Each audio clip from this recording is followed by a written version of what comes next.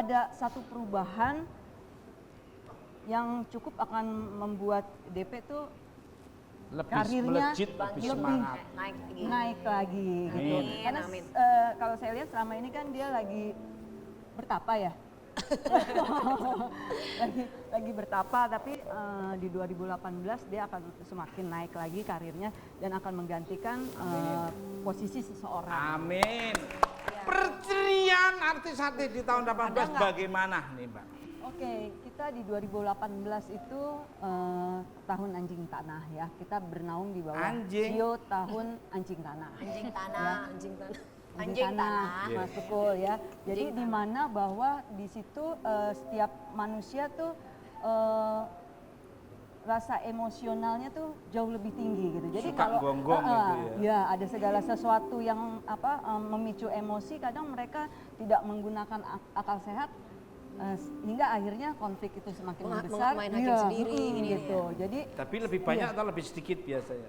kalau saya lihat lebih banyak ya. Nah, Sesuatu yang negatif. Nah, kalau peristiwa menghebohkan di tahun 2018 mungkin bisa dilihat Oke. apa? Bentar ya. Kil kalakil buta cakil mut krikil krikil anak watu tukul metu. Enggak. Ini berhubungannya tetap dengan artis-artis ya, tetap dengan artis-artis yang ada di dunia hiburan. Nanti akan ada kasus-kasus gitu ya yang akan terbuka ya, akan ke blow up dan itu akan membuat ya kondisi di dunia- Maksudnya masalah artis tersebut selama ini iya, tertutup. tertutup. Kemudian Ya, tahun negatif, 2018 ya, itu kebuka ya, akan rahasia-rahasia kebuka artis. gitu. Jadi tahun 2018 itu adalah tahun tabur tuai.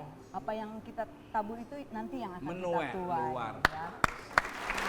Ya, kita Jomri semoga Berarti Mas Tukul, berarti karmanya lebih cepat gitu ya? Ya. Karmanya lebih cepat. Biasanya kan ada jangka waktu sekian tahun. Iya, Tapi iya, kalau iya. tahun Iya, 2018 di tuh 2018 itu akan semakin kebenaran dan keburukan itu akan terlihat, akan terlihat gitu. Nah, lebih kita terang benderang gitu. Nah, kita doakan semoga diminimalisir, semoga tidak akan terjadi, Nah, semua diserahkan dengan banyak sedekah dan banyak istighfar dan introspeksi diri supaya tahun 2018 tidak akan terjadi hal-hal yang tidak diinginkan. Ya. Oke.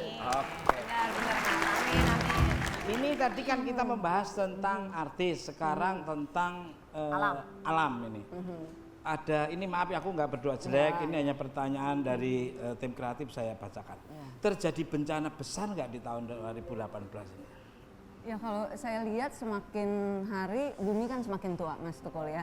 Jadi otomatis semesta itu akan mengalami penurunan-penurunan ya.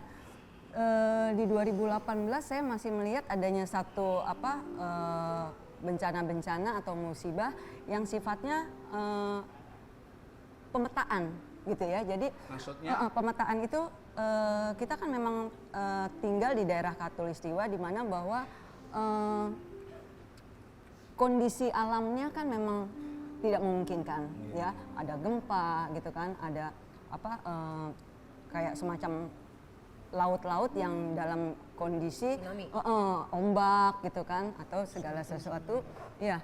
Nah, ini di 2018 ya ada tingkat intensitas yang semakin lama semakin karena faktor kuat, manusianya gitu. juga salah menjaga alamnya ya, juga kurang. itu salah satu gitu. Ya. Jadi otomatis semesta pun bereaksi gitu loh Mas Tukul dengan apa yang ada dan ya mereka seperti supaya kita tuh mawas diri. Betul, Ya, setuju. Mbak. seperti itu gitu.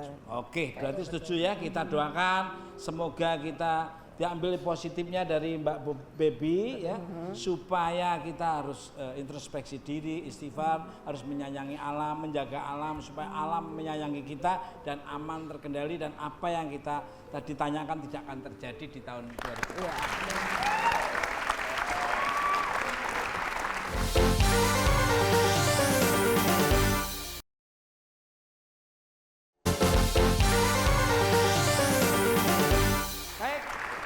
Sekarang pastinya kita masuk ke segmen yang ditunggu-tunggu pemirsa. Segmen ini adalah segmen kisah nyata dan tiap orang mesti ada cerita-cerita yang berbeda. Seperti apa segmen kisah nyata ini? Pastinya hal-hal misteri yang pernah dialami oleh para bintang tamu. Kita tanya dulu dari Mbak Dewi Persik ini. Coba kalau dari Ibu Meggy Dias dulu. Oke, mungkin dari Mungkin ketemu sama siapa gitu. Alam gaib. ini Meggy mungkin di rumahnya atau di mana di kejadian apa yang pernah Meggy alami yang sampai sekarang teringit terus. Ingat. Waktu itu pas kita show di Semarang tuh. Kamu ketawa ngelecehin saya berarti. Sebenarnya cerita ini mengingatkan Mas Terus. Tukul tentang memori-memori yang pernah mereka lalui bersama. Enggak Mas, enggak maksud ke situ ya. Ini beneran Pengalaman pas horor Meggy. Di Semarang tuh Kak Vega. Jadi aku tuh dapat hotel yang kamarnya tuh tusuk sate gitu. Waktu pas masuk, Ini waktu cerita pas serem masuk tuh jangan emang udah senyap banget karena tuh atapnya tuh kayak apa sih kayak rendah gitu. Kayak rendah. Terus semalaman aku kan sama asistenku kan berdua. Itu kita tidur kok AC-nya kayak nggak dingin gitu. Padahal tuh AC-nya udah dingin banget. Aduh. Kayaknya kayak Kamu tuh minum obat. Bukan? UDP paling cocok dia begitu-begitu. Nah, terus ya nggak bisa tidur tuh Mas. Ya. Nggak bisa tidur. Terus besoknya aku kan mandi. Aku minta temenin lah sama asistenku kan. Nah pas di kamar mandi itu tuh aku denger suara asistenku Mas. Gitu. Aku denger suara asistenku kan namanya Fanny. Van lo ngapain Van gitu. Terus dia jawab omongan aku Mas. Iya. Sedangkan si Fanny-nya nggak taunya dia masih tidur. Gitu. Nah, kalau dari ini Mbak Upia Isil ini pasti Tantuang. banyak nih ya. Ini mungkin punya cerita kisah nyata yang mungkin bisa di-sharekan ke pemirsa, silakan Kalau Mbak. di Padang tuh kan suka kayak apa? Palasik ya? Ya, monggo Mbak. Upia kan dulu nyanyi ninggalin rumah merantau dari umur 13 tahun. Di umur 15 tahun Upia merantaunya ke Danau Meninjau. Nah di sana Upia cari kos-kosan. Tahu-tahu Upia nggak tahu kalau itu kos-kosan kenapa kamarnya banyak yang kosong, banyak yang udah pindah.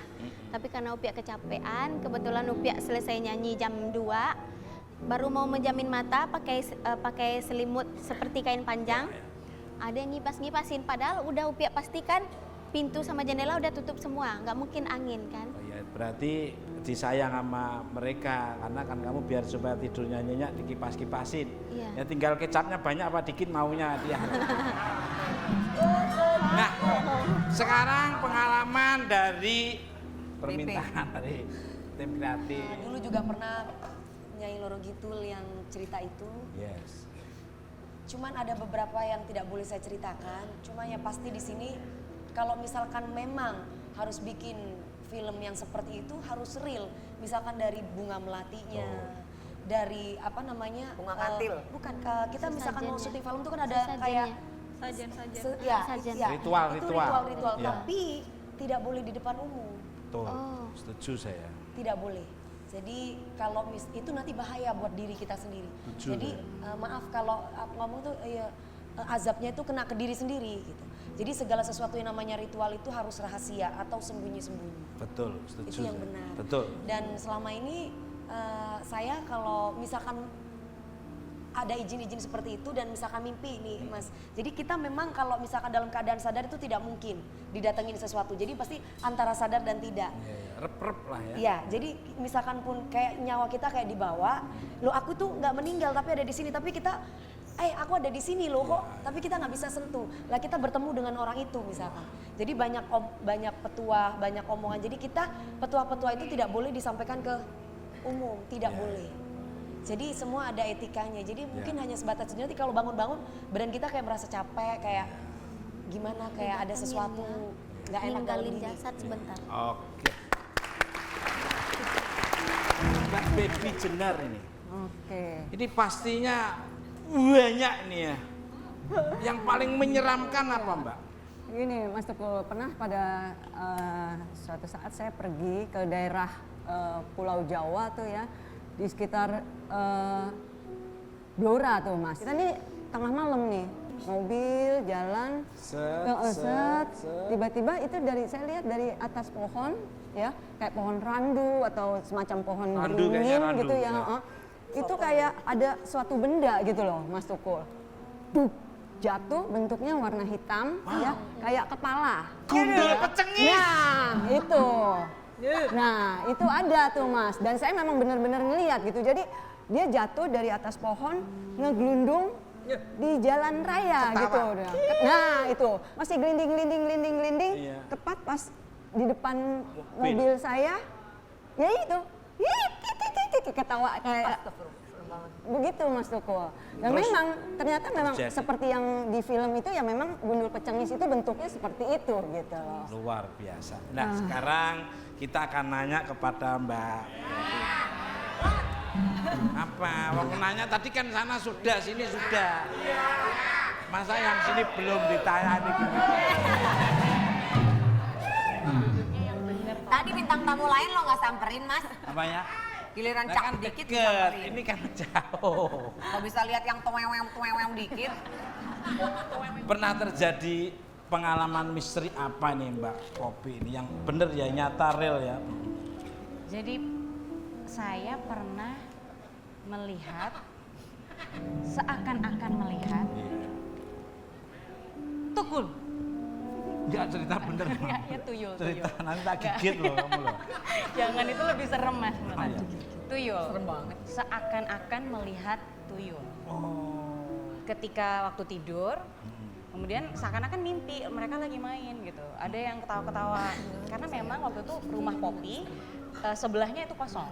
Popi tinggal di kamar 2, lantai atas gitu ya. Ternyata sebelah itu kosong. Kemudian Popi tidur, memang udah pagi sekitar jam 3 gitu ya, jam 4 gitu. Terus rame banget. Hihi, main-main gitu. Seperti orang main, Banyak. lagi main, banyak banget tuyulnya. Jadi lebih dari 3. Lebih dari 3 main di bawah. Maaf, Terus pakai baju atau enggak? ya enggak pakai baju dong. Oh, enggak. Enggak pakai baju, cuman pakai celana aja putih gitu. Berarti Terus ada matanya hitam banget. Kayak panda, Jari-jari, hitam jari. banget sih semua. Dan masih kecil-kecil memang, terus naik aja main di atasnya Popi, ketawa-ketawa gitu. jari-jarinya kayak kepiting gitu atau 5 ada ini? Enggak, aku Enggak enggak ngeliat berapa ya? lihat jarinya, tapi yang pasti Tiap kepalanya hari atau itu aja, pengalaman itu aja? kira-kira kayak sekarang gitu ya Mas. Ada lagi Mas, ntar WhatsApp-nya Pemirsa di rumah maupun di studio dan dimanapun Anda berada. Cerita-cerita dari bintang tamu yang sangat luar biasa ini, ambil sisi positifnya dan kembalikan semua kekuatan dari Allah Subhanahu wa Ta'ala. Nah, untuk para penonton di rumah maupun studio, pokoknya saksikan terus Ting Ting Cool Show ya, tiap hari Senin, dan semoga doakan aja bisa stripping dan bisa menghibur selamanya. Dan saya ngucapin terima kasih untuk kepada Komik Lohanko, bikin ehem jadi ada. Simalakama all